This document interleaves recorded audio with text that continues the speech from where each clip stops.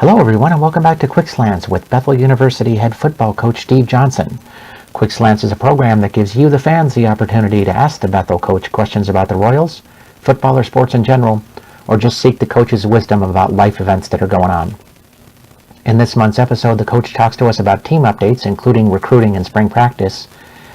He shares with us how humbled he is about being named to the Hall of Fame, and the coach answers a couple of theological questions. So let's get right to Quick Slants. Well, it's April and we're back here with Coach Johnson here for Quick Slants. So, Coach, let's first of all begin with team updates from you. Well, our guys are working hard, and as the spring weather kind of changes, and here in Minnesota we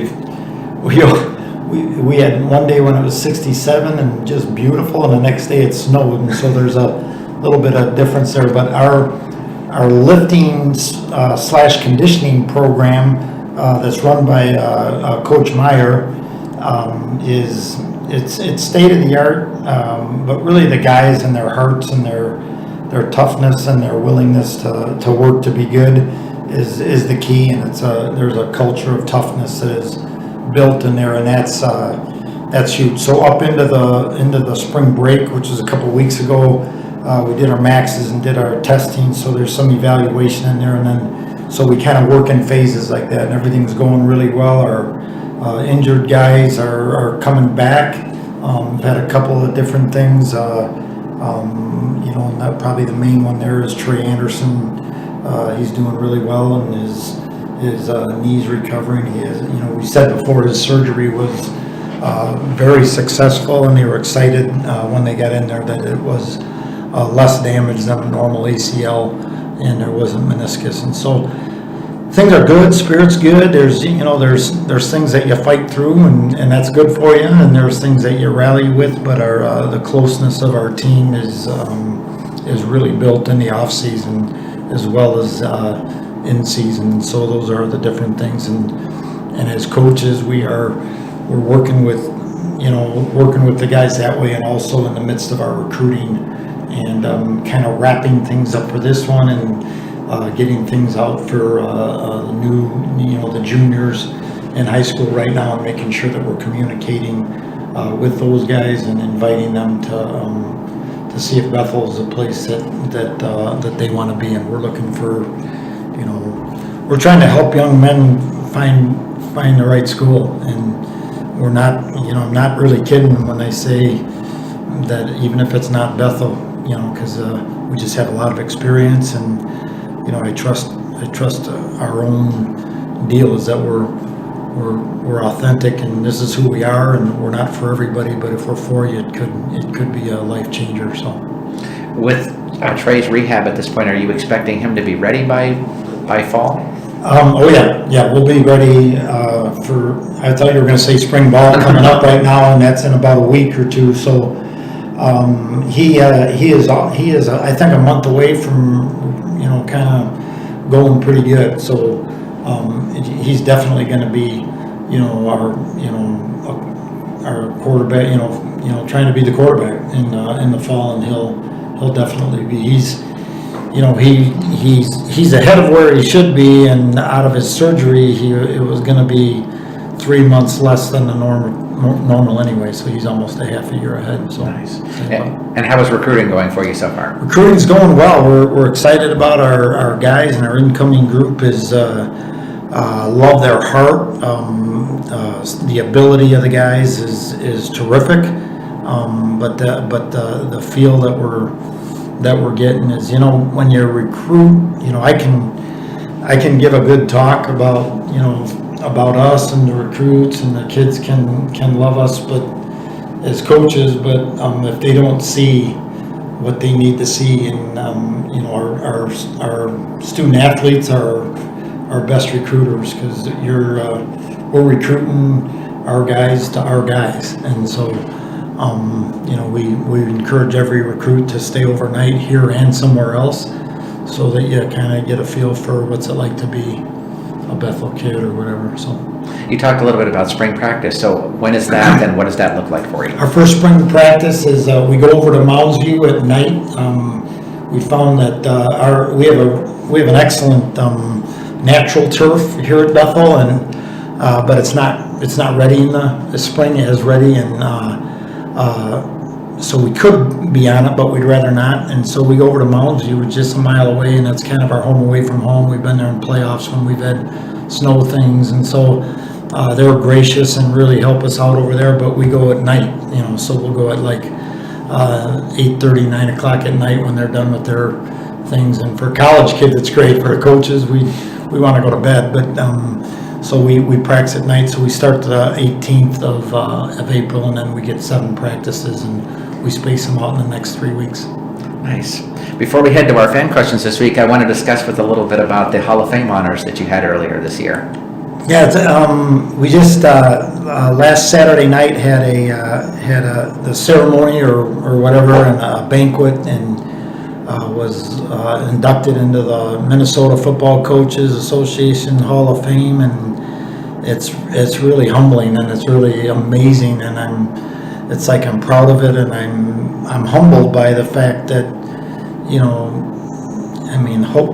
hopefully we're the best in the history of the world. It's about us, and it's not about one guy, and I know our coaches know that, and I was so blessed to be able to just give a little talk about this is then, this is now, and we've come a long way, but then I was able to just share that this is who we are, and it's about being grateful and about being tethered to one another and the King, and to walking with the wise, and that's what our coaches are. We're just a bunch of guys that are living our lives in front of our players and trying to be the right kind of men every day, and we gotta start over every day and choose life and choose each other, and don't chase dust, and we're never done, and we love it. And so that's basically what I said to it. So I think it's a neat honor for Bethel, even that there's a recognition that we've kind of come a long way, and that there's good life in it, and we know that wins and losses are important, but they're just it's what's next. So knowing you the way I do, is it kind of tough to receive an honor like that for yourself as well, just because you're not a person to accept a huge amount of praise for your own? Yeah, well, it's embarrassing because I'm a knucklehead. That's the whole thing. It's like anybody who thinks that they do something that's big on their own is not only self-centered and egomaniac, but they're just not right. They're ignorant, and I don't want to be ignorant, I don't want to be arrogant, and so that's where the uncomfortableness is. I can't say that I don't feel really fantastic about it, but what it does is it drives me to what's the base of it, and I think about my dad and the gift of a happy heart that he kind of gave me. I don't know if he did it on purpose, but as I thought about it, I thought with our coaches and just talked about, I'm proud of the fact that we don't really know how he did it, and we really feel like we've just tried to love each other like crazy. And that was the last thing I said, is that love is the greatest motivator, and sometimes love's a kick in the behind, for my own kids, for our players, and for me, and so having it be a natural thing where this is really great. It's an incredible honor, but it is, again, it's about us, and that's not only true, but it's also where the joy is. If you can't share that with somebody, who cares? Absolutely. Well, let us head to our fan questions this week. Our first one comes from Jan from Minneapolis, who'd like to know, do you think leadership is something you can teach to your players, or is it something that a person has to have in them? Boy, that's an age-old question, and I do have opinions about that, but it's a little bit like my opinion is always pliable, and I really feel like I don't think that you're injected with leadership. I think opportunities arise to where leaders emerge, and I think that's true. I'm not a big 5 steps to leadership, because those were even noticed. And so as far as I'm concerned, I think if we're going to teach our kids leadership, it's going to have to be a naturalness in the way that we lead, and good leaders could be are you leading toward good? Hitler was a great leader, but his leadership style was fear and, conquer and kill, and Jesus was love and ask questions. And so I kind of like Jesus' style better, but they're both leaders. So leadership, I'm guessing you think is good. Hopefully our players see that. And for me, it's something where our staff is so close and we do it together, and that's our joy. I just got done talking about that. But there are times when I've got to make a decision that might not be that popular, and I can't. If I shy away from that, I'm not leading well. And I don't think we purposefully don't lead well. And then other times there's leadership emerges where something's got to get done, and there's a catastrophe, and a leader emerges just because he had the courage to do that. And so I don't know. I think it's within all of us to lead, but is it brought out? And I think measuring it is a mistake, because it's not. It's a little bit like love. It's not. The 5 easy steps toward love. Like what? Okay, whatever. Absolutely. Tom from Champlin asks, Coach, I would like to improve my skills in football for next season. Do you have any suggestions for good camps in the area to attend? Oh, boy, I don't. I'm not in the market for that. My kids are older than that, and our guys work out together. I really feel like I think there's some good 7-on-7s. I don't know what position you play, Tom. But I think camps are great.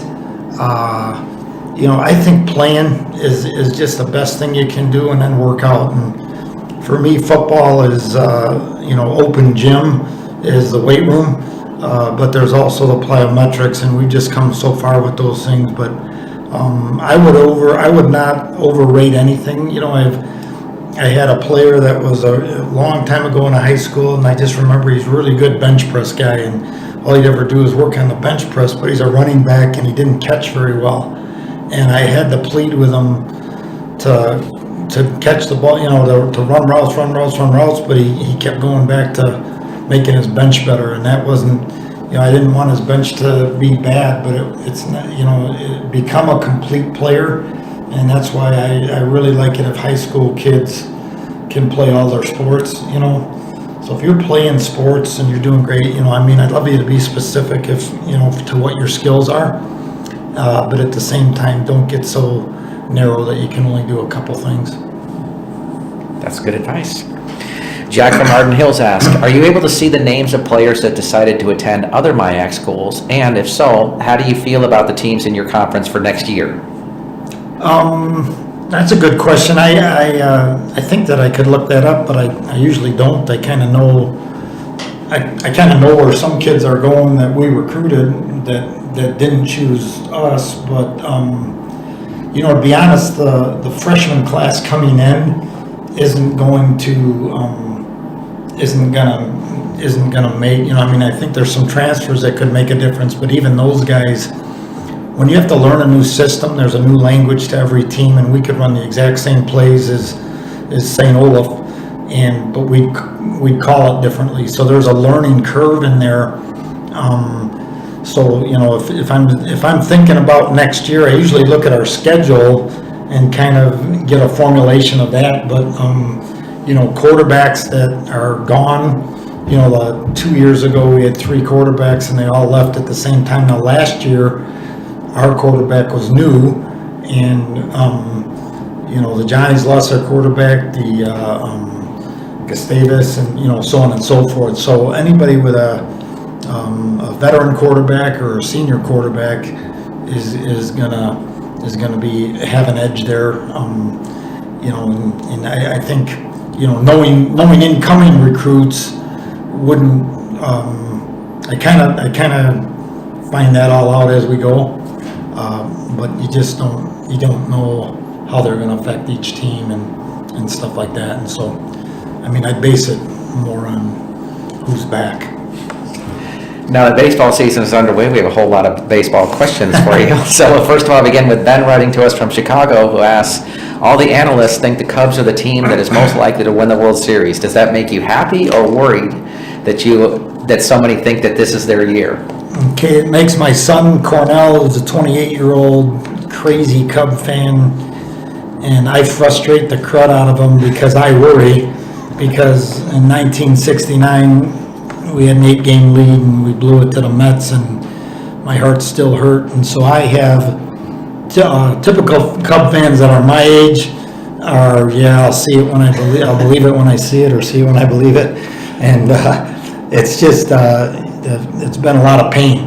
Now, younger Cub fans like my son, he's so excited he can't hardly breathe. So they are pretty good. We were texting last night, and even the night before, and then Arrieta and Lester look phenomenal, and the Cubs lineup is incredible. I'd hate to pitch to it because it seems like every single guy is pretty good. So, you know, baseball's a funny game because it's like who's great during those last 7, and it's not, you know, it's not unlike we got hockey coming up right now, and with the Blackhawks, you know, they don't need to win all the games all season. They just got to be great in the playoffs.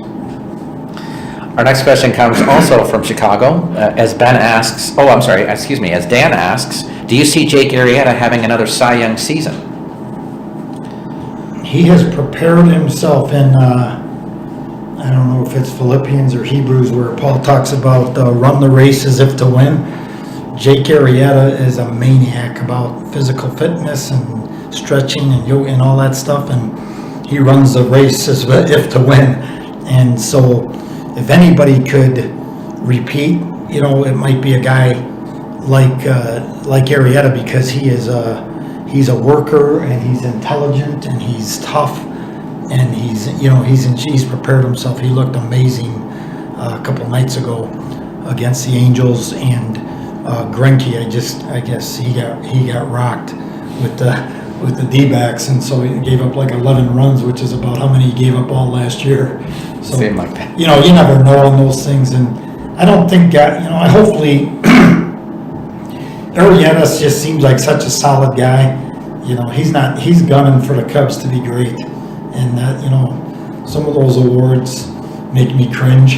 You know, it's like I would love our guys to get a great award, but it's not. If it's about the awards, you're not going to give your gifts to us very well. And I think Arrieta's he's a great team guy. Dana from Minneapolis would like to know if you have a favorite Cub player of all time.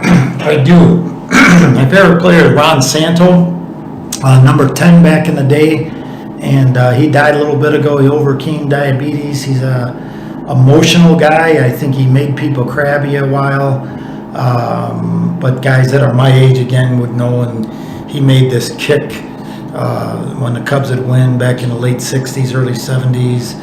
But he reminded me a little of my dad. My dad was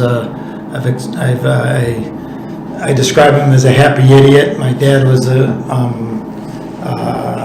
he was grateful for everything, and he gave, you know, probably the best gift I've ever been given. It was that display of a happy heart. And Ron Santo was that kind of guy, just emotional, happy, yeah, baby, yeah, you know what I mean? It's like he was always up. He's a Gold Glove third baseman. I love. I'm not a big DH fan.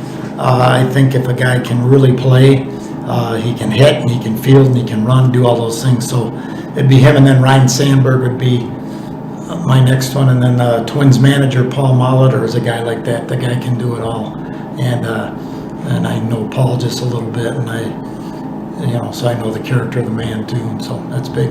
Excellent. Speaking of Paul Molitor, Steve from St. Paul would like to know: can you see the Twins making the playoffs this year? I'm not sure that their starters are solid enough. I mean, that would be my question. I think that they've got some chemistry to where they're pretty good, but they're pretty young, and I know the Cubs are young too, but there's a different feel, and I think sometimes when a guy like Sano has a great year, we expect them to do better the next year, and you just don't know if that's going to happen. And baseball is so cyclical that a guy could have 2 bad months and still win the MVP, and so you're you really can't know. It's not a sprint, it's a marathon, and it's so early. But I like where the Twins are going, but I just don't know where. I don't know if their starting pitching is really deep enough to be great. Craig from St. Peter would like to know how you feel about the new slide rules in baseball this year. I think there's some good parameters. It's like anything, you don't want to overdo it. I think there's some things in baseball that you don't want to mess with too much.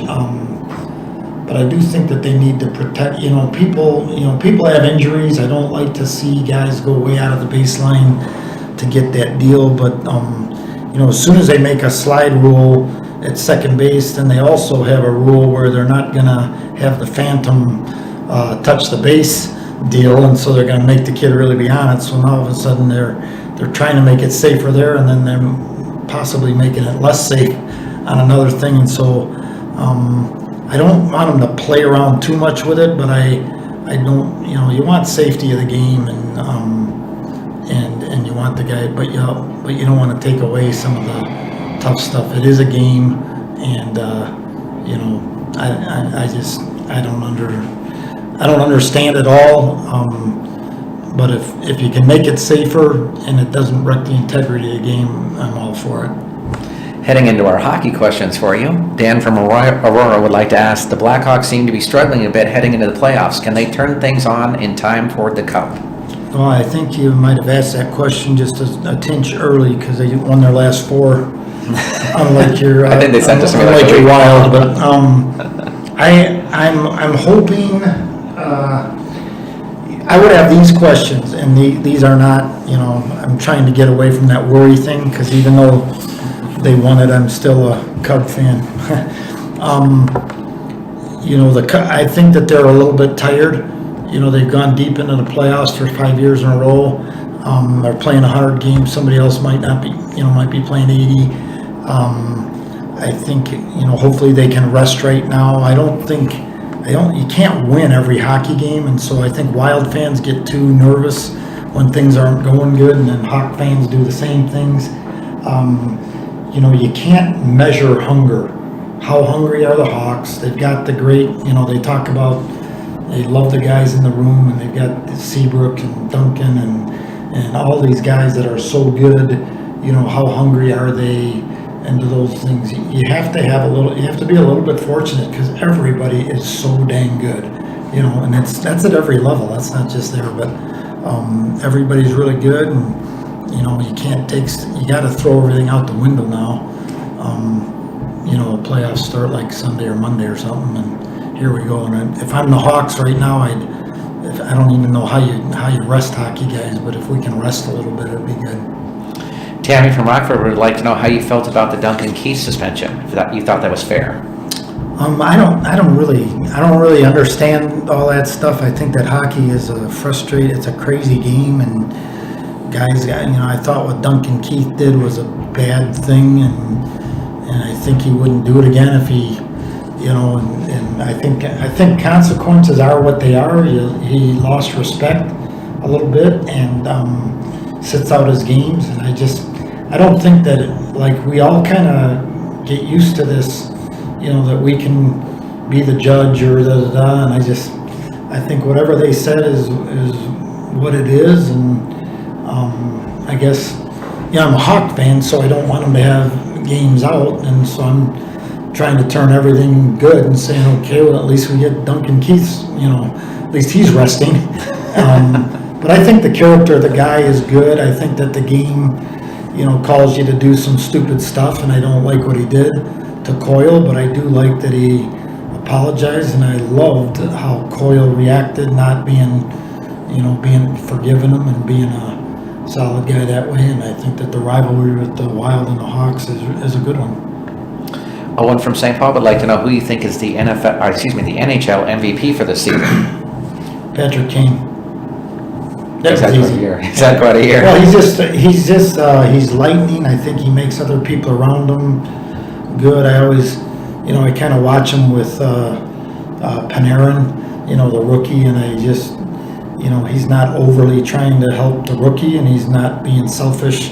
I just think the Hawks are not, I mean, you can't not worry about points when you've got so many and all that. And so he's got, the hard part about that is when's enough? And, and I just know, because I'm a coach and I'm the same way, it's, we're all in that. You have to fight that. And I call that chasing dust. If you're chasing, I mean, I'm not saying that awards are bad, and I'm not saying that records are bad. Those are great things, but if those kind of get in the way of staying in the battle right here with my teammates, then they are bad. And so you got to manage that kind of thing. And so hopefully, I felt like Patrick's, not overdoing some of the stuff. And, his summer last year, hopefully he learned a lot about stuff like that. And I'm hoping his character continues to grow, and we can judge him and think he's a bad dude and he's a crazy dude, but we gotta walk in somebody else's moccasins, and I've got work to do. I'm getting kind of old now, and I got a lot of stuff to still fix, and I'm not done until I go see the King. Looking at kind of the all things work for good ideas, that seemed to really mature him from last season. I think it does, and I talked with one of my daughters this winter. She was just really struggling through some stuff, and I know my kids, it drives them crazy to be a coach's daughter, and I'm like, what doesn't kill you makes you stronger. And we were talking about James 1. It says, count it pure joy when you encounter trials, and it doesn't mean be happy about it, but it does mean that you can have faith and you can know that this is going to produce it's going to produce good stuff unless you deflect, deny, or defend. So if you own it and lean into it, you're going to grow. And even some people think that Christians or the Jesus thing, if that's even if that's not true, even if the Christian part of that isn't true, that's still great wisdom out of the Bible. Still the greatest book ever, even if whatever people think. Couldn't agree more. We have a couple of basketball questions for you this month. First of all, starts from Bulls fan, who says, Coach, can you see the Bulls getting the last playoff spot in the East? I cannot see them getting that. They lost last night, and so I think they might even be out of it by now. I don't know about their injuries, if they can do any damage. I think they've really got a lot of pieces that if they could put them together, they'd be really good. I've been sad. I really like Freddie Hoiberg, but I don't know if that mesh is happening well. So I don't know as much about the Bulls right now, because they seem to be such a team in disarray, because Rose is hurt all the time, and then Butler is, and then Noah, and all the guys that, they're almost potentially, on paper and in your head, you kind of think, wow, they could be something, and they're just not. And so I don't know how to figure that stuff out. That's hard. Travis from Anoka would like to know why you think the Cleveland Cavaliers are struggling so much lately. I think there's a chemistry piece to where LeBron is really big, and he's so big, but I think everybody's going to struggle, and we just got done talking about the struggle might be good. You kind of got to manage your struggles and manage your winning streaks, and you got to manage. I think the Warriors, and it's not good for them, is they're trying to catch the Bulls thing, and the Bulls record, and the Wolves beat them in overtime, and it's probably good for them to fight through this stuff before they go to the playoffs. But if they lose, everybody will say that this is why. And you can't do that. You can't look back and say, well, here's why this happened, because there's a million things, and you can't say that, oh, this is the way we got to go, because it's a practice. It's you're understanding as you go, and then you learn from what was in the past, and you have a goal toward the future. But you got to do today, and so Cleveland they got to do today, and LeBron is obviously their leader physically, but there's got to be other people step up, and it might not be something that a fan sees. Drawing on your Hall of Fame wisdom now, can it also be kind of a bad thing when you have a player that is such an incredible talent to try to blend that with the rest of the team? Oh, I think that's a very, I never don't want the best player on the field, but if the players, if he's lorded over them, and maybe even not his fault, but if he's so big that nobody else, what can happen in that thing is, guys, I got to get mine, or if they're kind of just, well, he's so good that we're just going to defer to him all the time. You got to play. It's way unless it's golf, you need each other desperately, and football I feel like football's the ultimate, because it's really hard, but you got to be in sync, and you need so many different kinds of players in football. Basketball's a little less that way, but in football you need fat guys and you need fast guys and you need a lot of different gifts, and they got to give them away for free. And basketball is the same, but there's pretty much everybody's skill set's pretty similar. If you can't shoot the three at all, you can't pull anybody out, and if you can't post up, so it's a little less that way, but it's got to be a team thing, and you got to function, because I think we get enamored with the beauty and the hot shot stuff, but execution of fundamentals together is way bigger than one great play. Bill from Minneapolis asked an interesting question. He says, Coach, why do you think it is that some players are so good in the regular season but can't seem to produce in the playoffs? Might be because they press in the playoffs. It might be just the way it is. But I was saying before, everything's a marathon. And I think, baseball is the biggest thing. Like, I'm watching the Cubs right now, and Hayward and Zobrist, they look to me like they're trying to hit 350 in 2 days. You know what I mean? And because they're so excited, and it is really, really hard to control. You want to play great. Well, we need to rise a level. It's just like we're talking with the Hawks. How do you step up? Well, the Hawks really stepped up a level, and I'm like, we might have seen that, but I doubt if the Hawks even knew how they did that. You just have to execute fundamentals as consistently, and it's kind of like in your life. We have a saying around here, is that you get good at what you practice, on and off the field. And if you practice eating well, you're probably going to look good, and you're going to feel good. And if you practice eating bad, you're going to get really good at that, and you're going to like Oreos even more. And that's my gift. but so I just think that it's kind of the way it is. I don't think that, maybe you put more pressure on yourself, or you want it so bad, but nobody wants to when it's time to go. We always talk about, when you've got doubts and you're not understanding, or you got to get back and trust your base. And for a Christian, it's the cross, and it's Jesus' work on the cross, and that's the base. And for a football guy, it's his stance, it's his first steps, and it's getting back to basic fundamentals.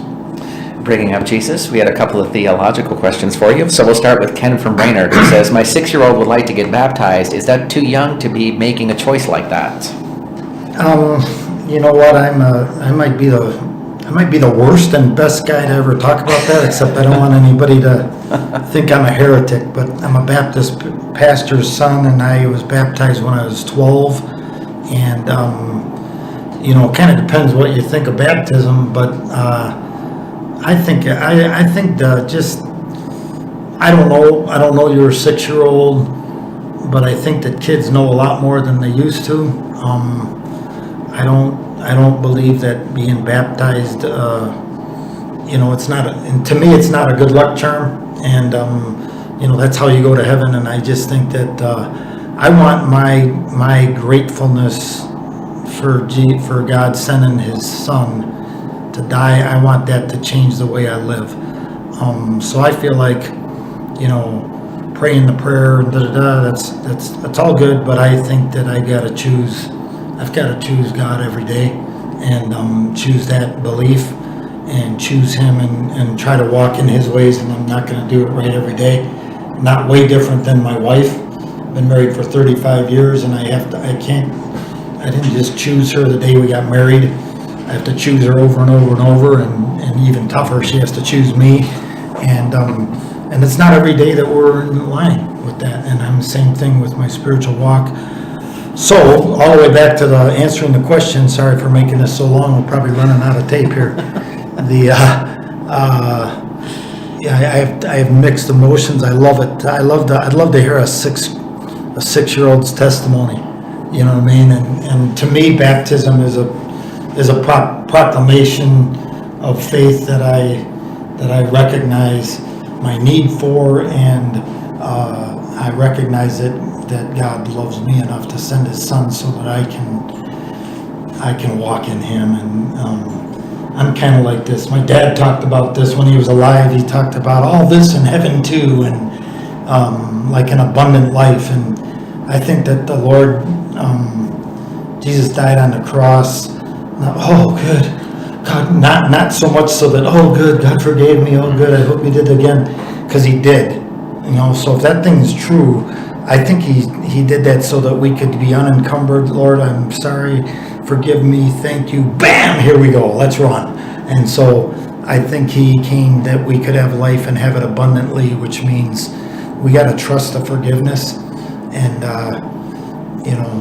so I don't know. I guess a public. If I'm a 6-year-old, I wouldn't tell it. If a little guy wants to get baptized, I'd never say no. And he can do it again if he wants to when he's 7, 8, 9, 10, 11. In fact, I might get baptized next week. So. Excellent. I hope I get to be there. Mary from Maple Grove asks, Coach, thanks to you and Rob for the show. I learn a lot. My sister walked away from Jesus a few years ago when some things were not going her way. Some have told me she is lost, but I have always believed in once saved, always saved. How do you view this? Hopefully it's not as simple as that, but once saved, always saved. I think that I can believe a whole bunch of stuff. And one guy that I read a lot is Richard Rohr, and he said that sometimes a real dogmatic or a fundamentalist Christian can believe that this is there's a real narrow gate to heaven, and I think there's some biblical stuff for that. But there's just going to be 6 of his friends or her friends in heaven, and somebody else might say a little more open, and his heaven and her heaven might be a little bigger. And so I like that picture, and the writer was saying that I can believe in Adam and Eve as truth, and I can believe in that as a metaphor story. And I don't know, and I'm a little like that. And like when I read your question the first thing that came into my mind was that He who began a good work in you will perfect it until the day. And that's a faith piece, I understand. So I don't know if praying the prayer, if that's someone can say that that's you're saved and and then you can go do whatever you want, and because His grace is sufficient. But at the same time, I guess I can't know the answer to that, but my feeling is, my hope for that would be, my prayer for that person isn't that I see tangible things, is that, Lord, You began a good work in my relative, and I love them, and I know You do too, so please be with them. And there's nothing, I don't mean it in a lazy way, but there's really nothing you can do. Sometimes we think that we can, do a bunch of good work for God, and that's when we're making Him in our image instead of He made us in His. So we need to kind of, take care of me for You. I want to be the right kind of man so that I can bless You. And I don't need to be looking to see if I did or not, because that's the Holy Spirit's job. A lot of wisdom in that answer for sure. So let's end out with praise God and hallelujah anyhow. Praise God for that 70-degree day, and hallelujah anyway for the snow in May and stuff. But I just praise God for this thing we're talking about over the weekend, where there's so much to be thankful for, and my heart is just full, and I want to walk in and gratefulness, and a lot of times I got to get back to the cross for that, because I let myself down and people let us down, and I can get bogged down in that, and that's hallelujah anyway, is that we're never finished, you know, and so it's there's a lot of work to be done. For sure. Well, thanks for joining us this month, Coach. Love you.